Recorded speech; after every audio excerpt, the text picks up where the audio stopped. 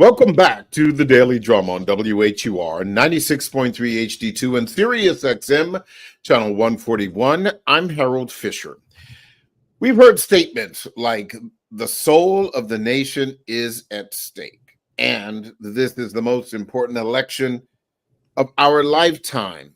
But many are beginning to feel a degree of stress and anxiety over the November election.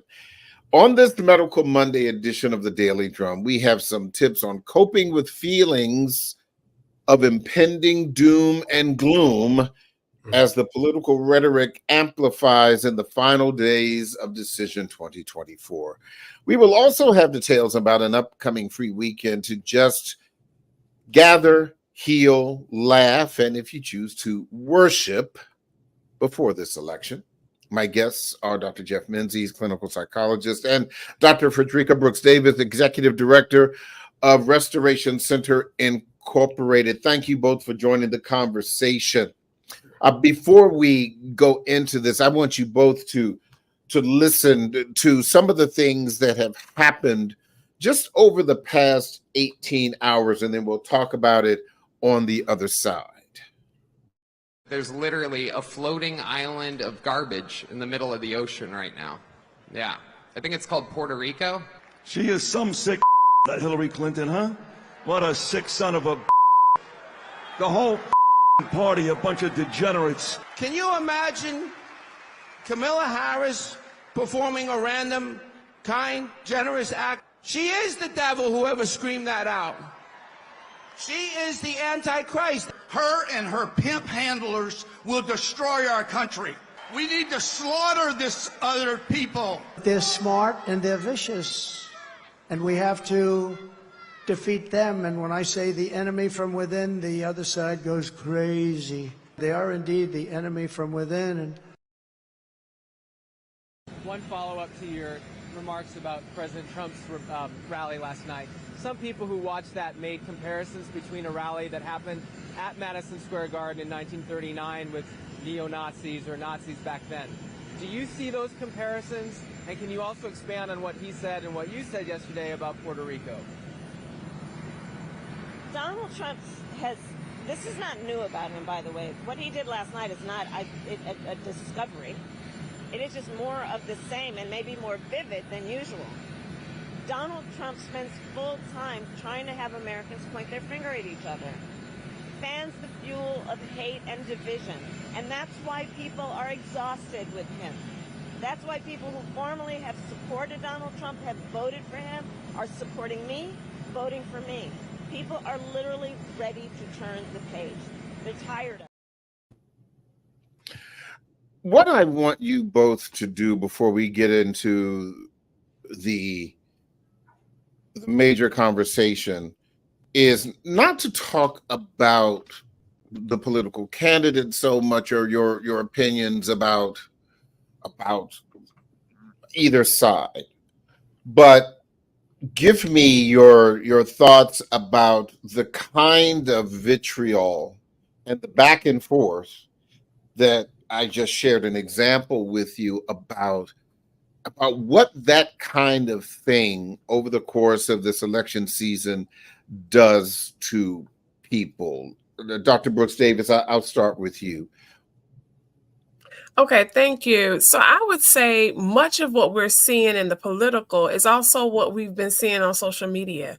For our young people, when we talk about bullying, name calling, hate speech, that's often what we are faced with on a daily basis, be it in the workplace, for some at home, and on social media. So unfortunately, what should be kind of a model of what we should strive for what our young people should see in leaders, what we are seeing is less of that from some candidates more than others. And that is the unfortunate thing. And to see it over and over again for some who already have low self-esteem, who already feel some of those things, this is just exacerbating some of those feelings and view of self that they've already had.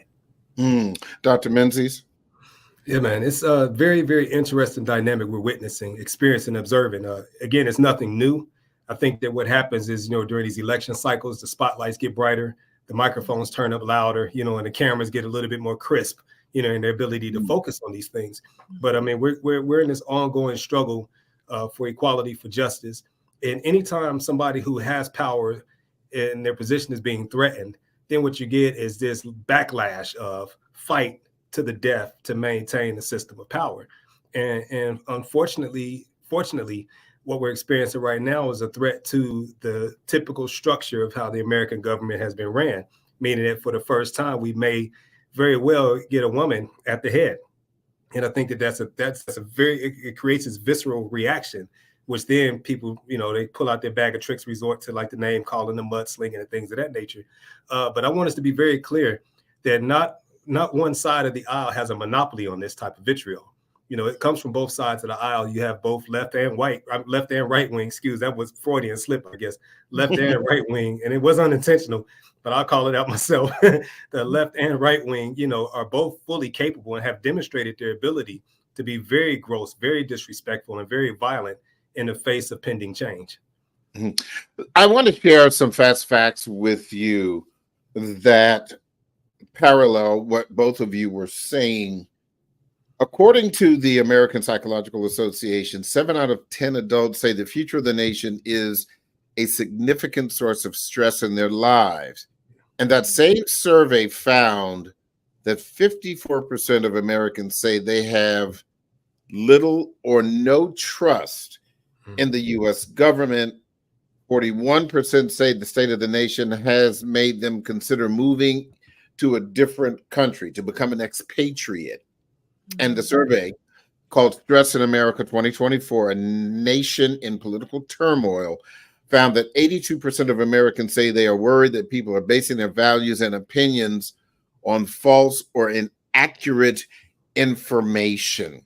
One of the things that I find fascinating and is that for almost every election that I've had an opportunity to experience and to cover professionally, one side or another has always run around with their hair on fire. Dr. Brooks Davison says, if candidate A gets elected, it's going to be the end of the world. If candidate B gets elected, it's going to be the end of the world. And it causes so much stress, so much worry. And I think it can be argued that after candidate A won or candidate B won, that the person who is stressed out and worried is still here.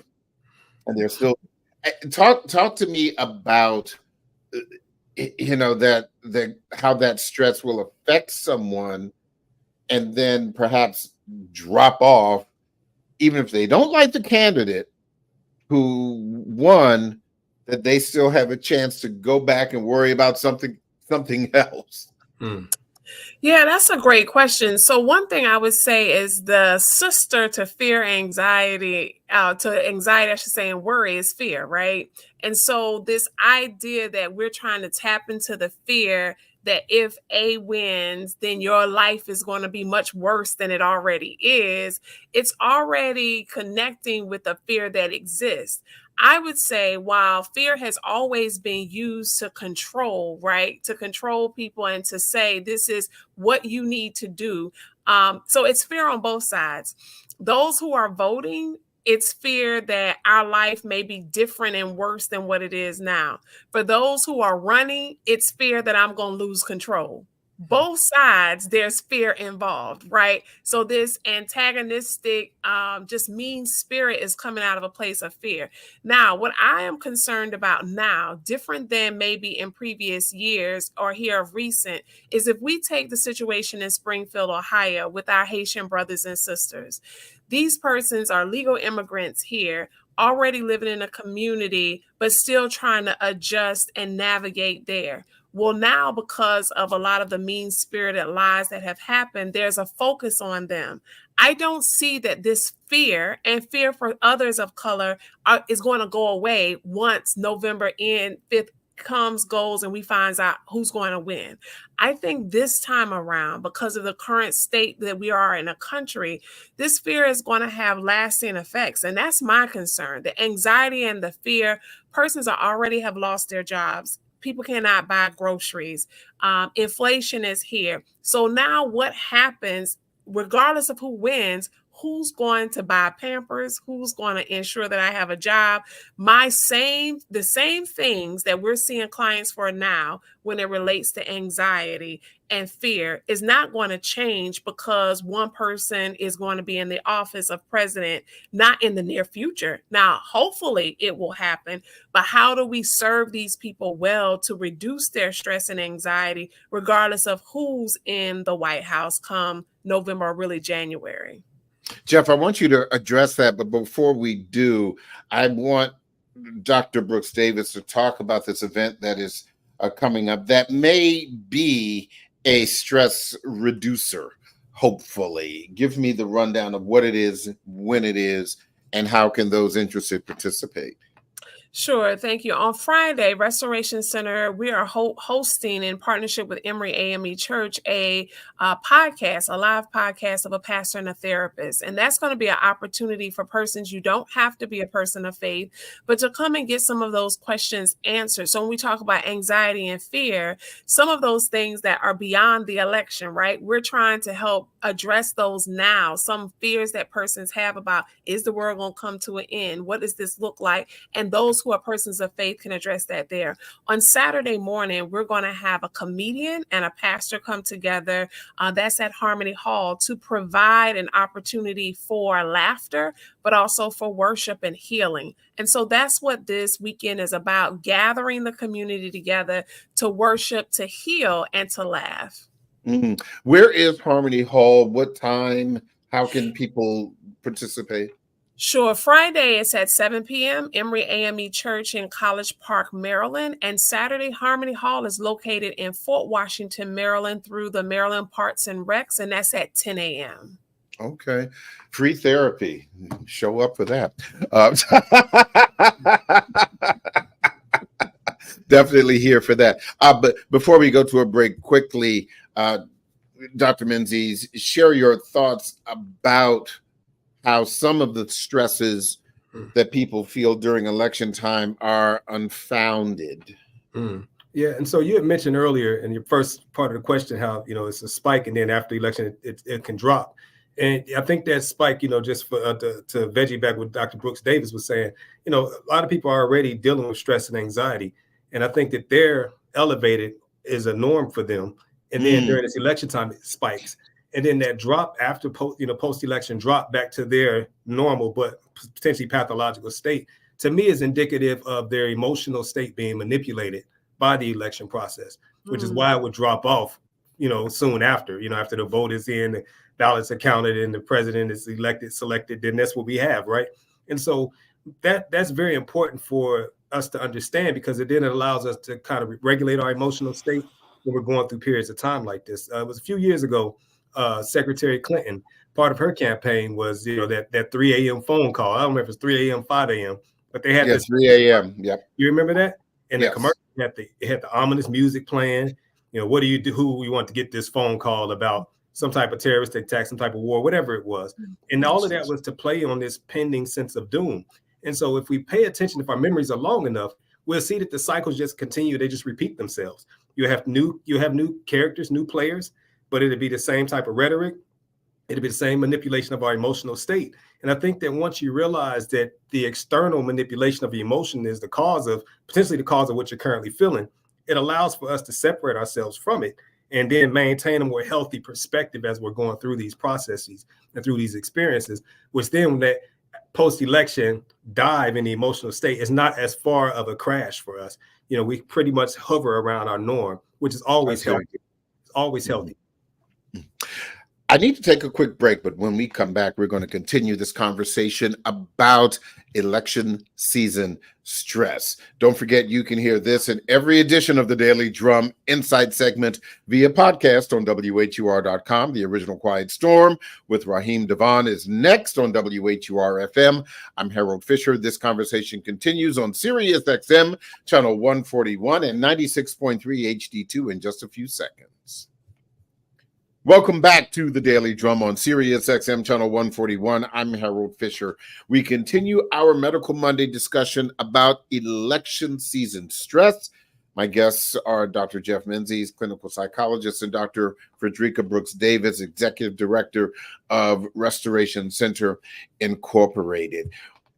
It's one thing to talk about the stress kind of dropping away after Election Day, although as we know, it is very likely that we may not know, at least as it relates to the presidential election, who is the winner on November 6th. But leading up to the election, Dr. Brooks Davis, it is very, very difficult for you to turn on the television, even if you want to watch a football game or the World Series, without seeing election commercials against your person, for your person, calling the other person names. The only way that you can really do that perhaps is if you were watching a streaming service. Oh, I'm sorry. No, you can't do it then, because when you turn on the streaming service, there's a commercial at the beginning of the streaming service. And depending on whether or not you have premium streaming will determine whether or not even your favorite I Love Lucy or Good Times or What's Happening Now, Telling My Age, whatever it is, the commercials will still be political. So, Dr. Brooks Davis, can you help somebody address that? I mean, do you just have to turn off everything and sit outside on the front porch? I don't think you have to do that, but I do think you have to be honest around how long am I going to watch these news stations? So if I know, to your point, I'm watching I Love Lucy and there's going to be a commercial. I'm watching my Dallas Cowboys yesterday lose. Yeah, whatever your team might be. And that's probably even more anxiety for you Cowboys fans. But you know what? You should not do that to yourself. No, as I was saying, okay, I watch Ravens too, but hey, with that being said, if I know that there are certain things I have no control over, then I need to make sure that I protect my mind and my peace as much as I can with what I do have control over. So if I want to watch what is the weather going to be like this morning, and I'm going to turn on the local news, I know it won't be long before they're going to talk about the elections. So I'm going to watch what I need to watch, and then I'm going to have to turn it off. And then I'm going to have to plan throughout this period, particularly this home stretch, that either I'm not going to watch television, I might turn on one of my radio stations, or I may turn on music and play it. I may take a walk, but give myself a break from the news and do so in a way where I can control how much I take in of this repeated cycle of news. What do you say, Dr. Menzies, about trying to get away from it? Because for some people, it certainly is a magnet, and some people may not even realize the impact that it is actually having on them. Yeah, I mean, your notion to unplug and go sit on the porch for a while is not a bad idea. In fact, it's actually a good suggestion.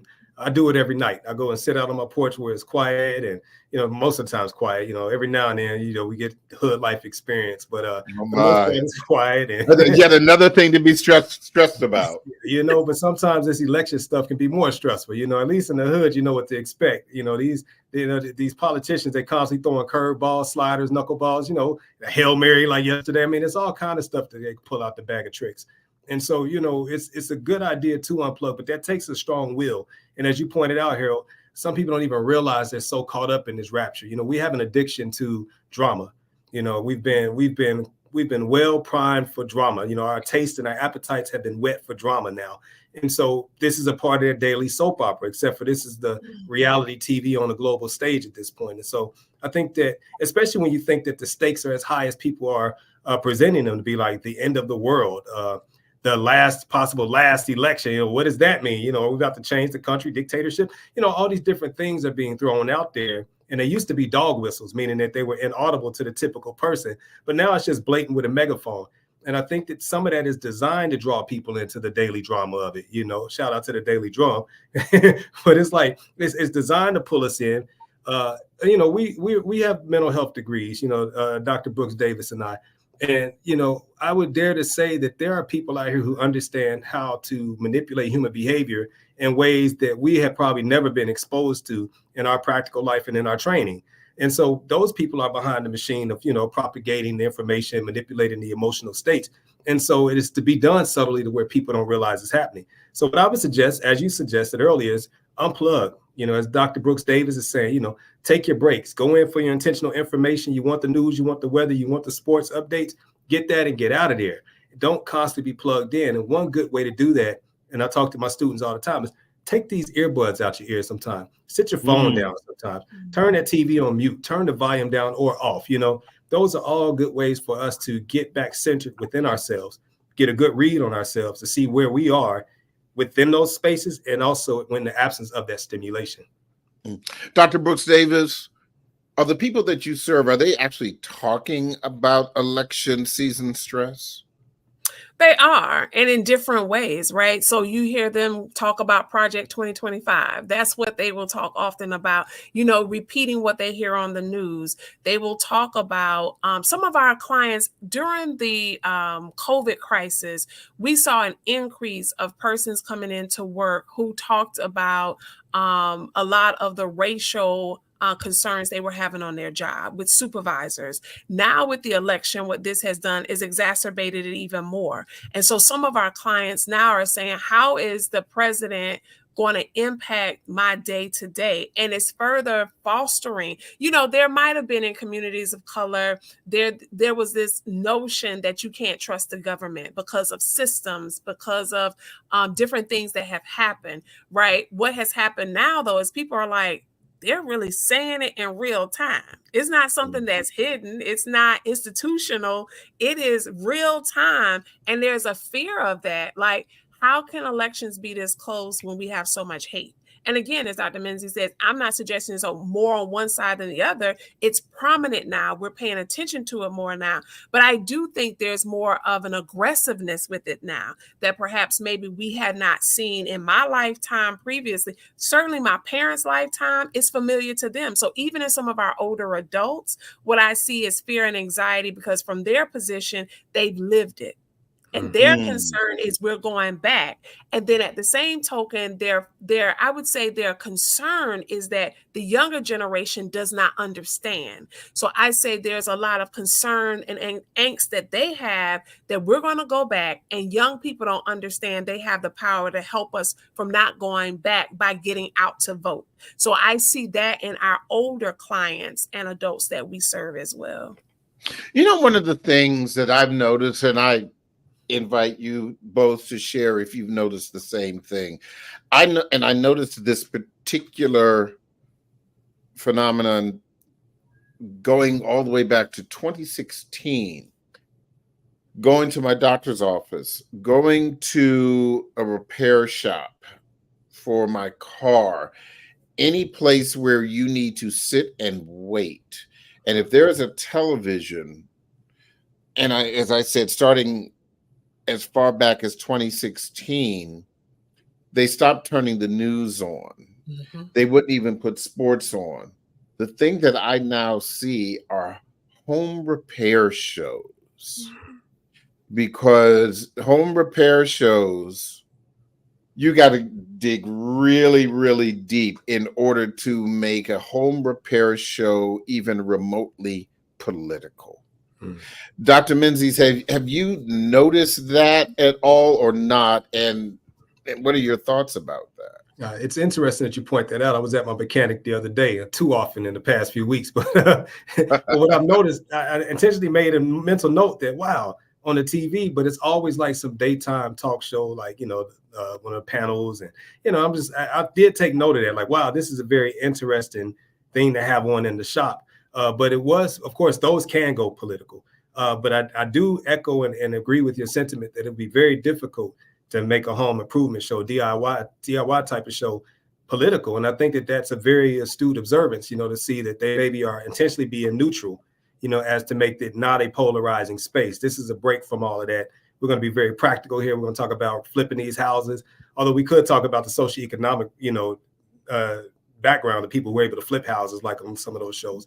But yeah, I do see what you're saying, but I haven't experienced that myself. What about you, Dr. Brooks Davis? Yeah, the nail salon, cooking channels. Okay. Yep. So I have noticed more cooking shows. I've also noticed more shows that are just playing music and they have like the spa background images that are floating. I've noticed more of that. But to your point, definitely a lot of those bake-offs, things of that nature that you would never see in the salon before, you're seeing it more now. Interesting. And although, even in the cooking shows, you could have a red velvet cake. Oh, no. Or a blueberry pie. Oh, no.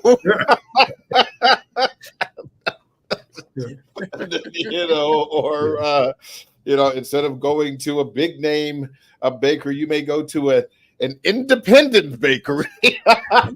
They're slipping it in. Yeah, that's one thing. So, but with all of these things happening, and obviously it makes us realize that everyone is acutely aware of this. So, Dr. Brooks Davis, I would even venture to say that even in your daily comings and goings, particularly if you live in a diverse community or move around in a racially diverse community, do you find yourself, even without direct interaction, wondering that whether or not the person in line with you at the grocery store, what are their political leanings? Is this person a Harris supporter? Is this person a Trump supporter? And could that kind of penetrating thought process also cause stress when perhaps in the past you never even looked at the person in line with you? That's a very good question. I would say I've been traveling like the past 6 weeks. And in my travels, what I have noticed, and again, not knowing what side a person might be, I have noticed that boundaries, right? Personal boundaries and space has been so very different. Looks are very different now. And you don't know where people are. You don't take the time to ask because, again, that might seem, but how people view you and assumptions people are making are very different now. And I think a lot of people are on edge, regardless of your political affiliation, regardless of your degree. I think there's a sensitivity now that maybe I know even for myself that I experienced that. Whereas at one point people were kind, now it's almost like you're on edge. And oh my goodness, if you wear anything that's supporting one candidate or the other, there's assumptions that automatically come with that. So if you're a person of color, people assume you're voting Democrat. If you're if you're a Caucasian, you're voting Republican. And that's not the case. But even though, as Dr. Menzies says, we're mental health professionals, we know this, but we're human too. And so as a human, I find myself kind of looking and wondering, just because the rhetoric is amped up and in some more so in some spaces than others. And I've noticed that there's an emboldening that some people have that wasn't there maybe 10 years ago. I'm not saying they didn't feel it, but they surely didn't show it like they do now. Yeah. And what do you do about something like that, Dr. Menzies, where you are in a space where you're thinking more about the politics of someone in the grocery store as opposed to whether or not you buy three and get them for $10. Right. And what do you recommend for people who may attempt to engage you, even in a casual comment? Yeah. And this is let me be really clear. I was using my mother in this case. Growing up in the grocery store, my mother would and did talk to anyone. It would start with, boy, these green peppers really look good today, in the produce section. And 15 minutes later, she and the lady who's also looking at the green peppers could have a full conversation about everything in the produce section. Mm-hmm. But now in 2024, that can take a turn. Mm-hmm. And how do you engage or not engage someone who may make assumptions about you, as Dr. Brooks Davis was just saying? Yeah, so I mean, I have a real time situation. I was getting a smoothie up in Rockville last week, headed to one of our local airports. And what color was the smoothie? Right. What color were the sprinkles that you were? It was purple. Good answer. Good answer. Yeah, blueberries and strawberries in it now. But like really, so I was in there waiting for it. And an older white woman, she came past and I said, good morning. Cause I'm like your mom. I talk to everybody, man. I have a full blown conversation. I'm talking to people and I don't care all that other stuff. But so I said, hey, good morning. She said, hey, good morning. She said, go Kamala. It was just an assumption. Like, she's like, kind of, like, I see you, brother. And I'm like, hey, and she pronounced the name wrong, but right. And that's how she said it, to go Kamala. So I just kind of, nodded at her because, I'm not going to engage to your point. And so then later on, when I finally get to the airport, I happen to be buying a T-shirt, for a relative, and it's a Vice President Kamala Harris T-shirt. And so the Black woman selling it to me, she started going on and on about how she can't take 4 more years of this and how so she was actually leaning more towards Trump. And so, it was very interesting, very, very interesting irony there. The white woman, go Kamala, and the Black says, I can't take no more of this. And so it as Dr. Brooks Davis was saying, this was atypical for what the stereotype says it should be. And both of them talking to me, as if, as a Black male, I'm that neutral ground, which is how it's been being presented now. It's like both candidates are boasting or concerned with obtaining the Black male vote. The Black male allegiance, which is a whole nother conversation that we don't have to engage here. But it was very interesting. So even with the second woman, my mindset went to, hey, sis, you might not want to be waxing political with customers, because sometimes they're looking for any reason to clip people like us, It's kind of like that. That was where I engaged. Said, I ain't worried about that. I was like, hey, you like it, I love it. And I got on about my business. But the point was I wasn't going to be pulled into these political discussions, which can be polarizing. But to me, it's also indicative of the stress that people are feeling, because she was clearly stressed. And the white woman, I think she was just trying to say, hey, we got your backs, kind of let me know, like, I'm one of the good ones type of thing. And I'm just like, and this is the positioning that people feel they have to take right now because it is so volatile. I mean, you ride down the expressway. I was coming in through the Cincinnati airport once recently, and the entire expressway was almost shut down coming out of the airport because there was a caravan, of Trump supporters. They had locked down the entire 275 Beltway that day. And so it's so much of that. And it does preempt many of our conversations. It has people hesitant to engage, but then also, like Dr. Brooks Davis said, it emboldens people. And that's the word that I've been using. If Trump wins, they're going to be emboldened. If he loses, they're going to be enraged. And so all of the anxiety and fear and concern is not unfounded. A lot of it is founded in real life possibilities and probabilities, high probabilities. And so, I think it's Dr. Wells and she say all the time, it's good to have a healthy sense of paranoia and awareness.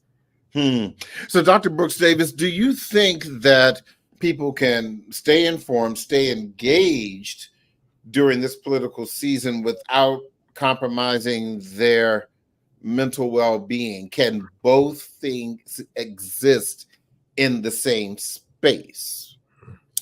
Yes, I do, because I think it goes back to what Dr. Mincy said. So anxiety and stress is not a negative, right? It's a part of life. It's what we all have.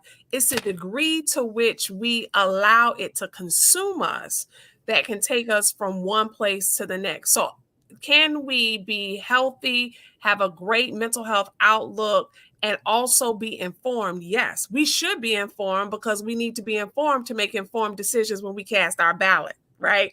So we need to be informed. We need to do the research. But at the same token, we need to, as we've said before, know how to unplug, take a walk and said, okay, I'm good for this for a moment. I may need to watch it every other day, but not every day. I don't have to have it in the morning. So yes, I think the two can exist and they need to, because we need to be aware of what's happening so we can make informed decisions, help others know what they need to know in order to cast that vote. So yes, I think we can do both. And I think if we get to a place where it becomes overwhelming and we don't know, that's when you reach out and you speak with a therapist so that you can process it.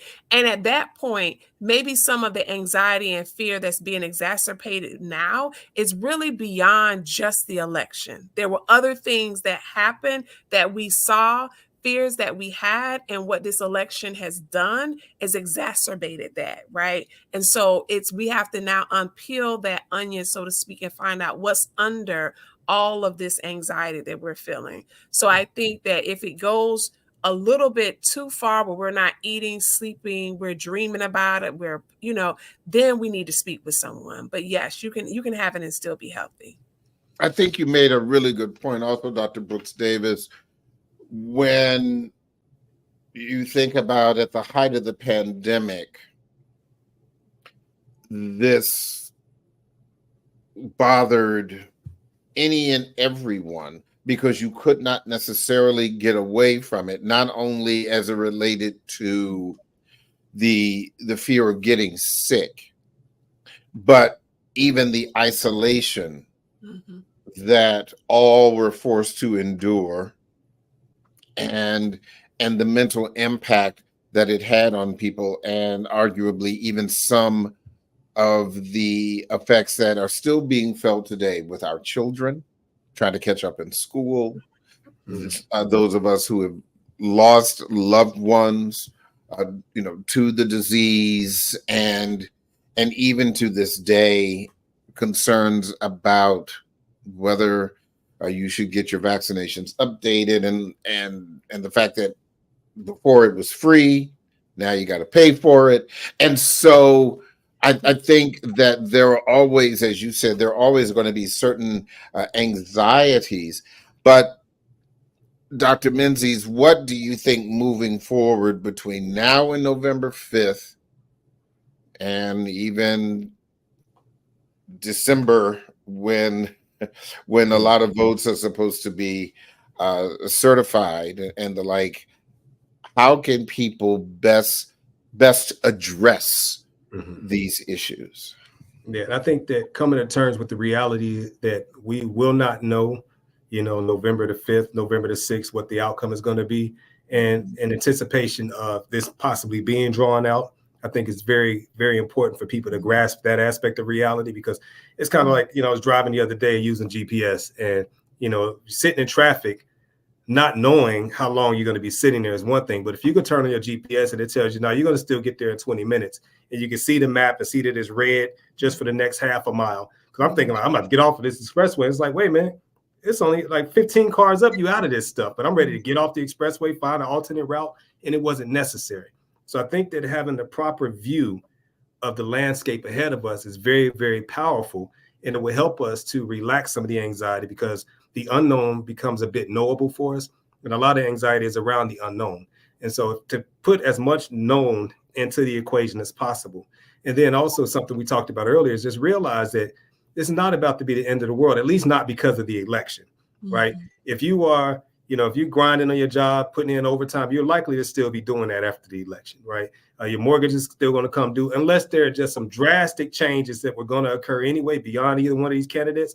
It should pretty much still be business as usual. I mean, if we look at the previous transitions, yes, there were slight shifts or long-term shifts that occurred over time, but it was very rarely doom and gloom, like, September 11th attacks in 2001, right? Yeah. And so I just think that just having that grasp on reality and recognizing when we may begin to find signs of obsession, we're starting to obsess over certain things, because that creates a lot of anxiety when you're constantly wondering, oh my God, what's going to happen? Who's going to win? Is it going to happen? Is somebody going to lose? Somebody going to die? All these different things it creates, and it starts to build up or exacerbate that anxiety for us. And I think that when you can recognize those subtle signs, then as Dr. Brooks Davis said, seek out some help, whether it's on a professional level with a counselor and a therapist, start to communicate with friends that can have a neutral listening session with you and not necessarily arguing back and forth with you. Tried to have a conversation with a colleague the other day, and I was being critical of some of the things being presented on one side of the aisle. And I just had to stop my colleague, like, hold on, man. I said, try to have a conversation with me and not arguing against him, right? Because it was turned into an argument against one of the candidates. And I'm like, I don't represent that candidate. I'm just asking questions about this particular policy and term, but they were unable to separate that. But as soon as I was able to point that out, they were able to bring it back down. Like, wow, I didn't even realize that, that I'm against that at all costs, So I think the more that we can recognize, the more awareness that we can develop, understand the terrain ahead of us as much as possible. I think that those are some really good places to start. It's a really good foundation to rest your feet on. Dr. Brooks Davis, I'll let you have the final word. Well, I think certainly I would agree that what we need to do, I think that was a good analogy of being able to say that life will not end as a result of who wins the White House, right? There is still personal responsibility that we must take in terms of our own mental health and well-being. And so if we allow ourselves to fall into who's in the White House or who's the elected official, we're going to sway often. But instead, if we just kind of guide our course, understand our values, understand what we believe in, then I think we will do well and speak with others. And of course, I will say, come out and it's a free opportunity to engage before the election with other persons and just have a good time. And that's what we're seeking to do, to allay some of those fears and anxieties. As my mother would always say, we're going to be all right. Yeah. She is the eternal optimist. No matter what happens, we're going to be all right. So listen, thank you so much, Dr. Frederica Brooks Davis, Dr. Jeff Menzies. I appreciate your time, and we will be in touch. All right. Thank you. Thanks a lot, man. That is the Daily Drum for this Monday, October 28th. I'm Harold Fisher. Good night.